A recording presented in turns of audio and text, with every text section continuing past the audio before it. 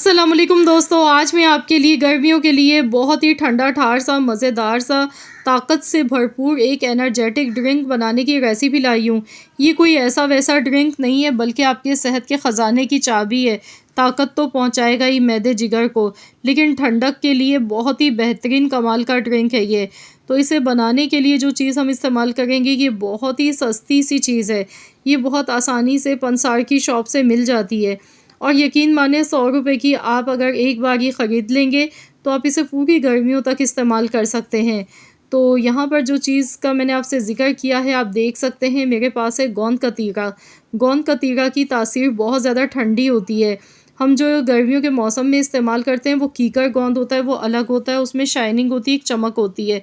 लेकिन जो गोंद कतीरा होता है इसका कलर देखिए इस तरह का होता है, ये फीका होता है और ये बहुत ही ज़्यादा ठंडा होता है।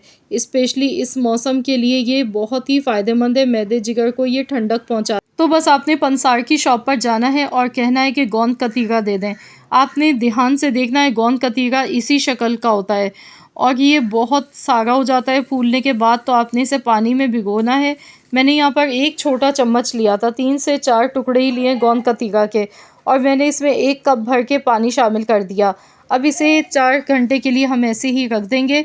तो 4 घंटे के बाद आपको मैं दिखा गई हूँ, ये देखिए 3 से 4 पीसेस ही मैंने लिए थे गोंद कतीरा के और ये फूल के देखिए कितना सारा हो चुका है। ये देखें बिल्कुल जेल की तरह ये हो जाता है।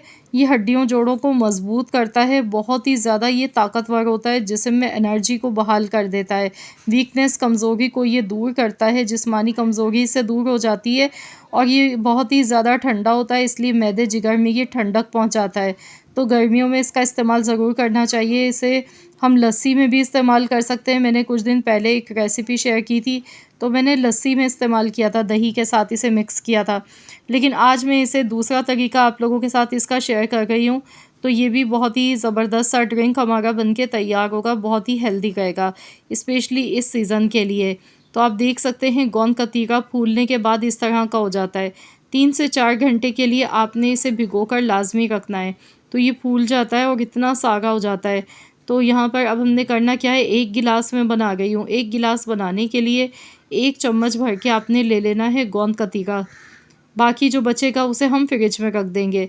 तो जितने गिलास बना गए उतने ही चम्मच आपने गोंद कतीरा के लेने हैं। बाकी आप फ्रिज में रख सकते हैं, 2-3 दिन तक आप इसे आराम से रख सकते हैं फ्रिज में, ये ख़राब नहीं होता है। अब यहाँ पर इसमें पहले से उबला हुआ ठंडा दूध मैंने शामिल कर दिया। हस्ब ज़रूरत थोड़ा सा इसमें मैंने मीठा ऐड किया है।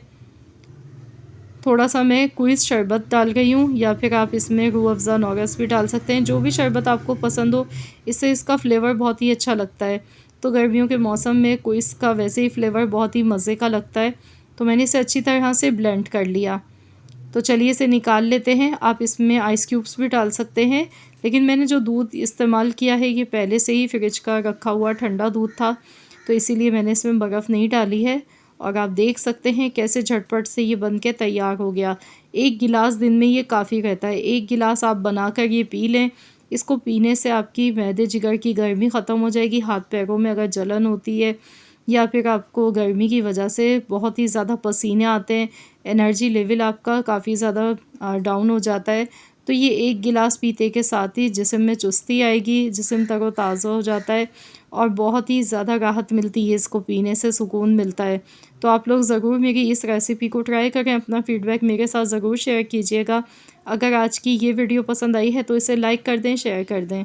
मिलते हैं इंशाअल्लाह ताला एक और नई रेसिपी के साथ, तो जब तक के लिए अल्लाह हाफ़िज़।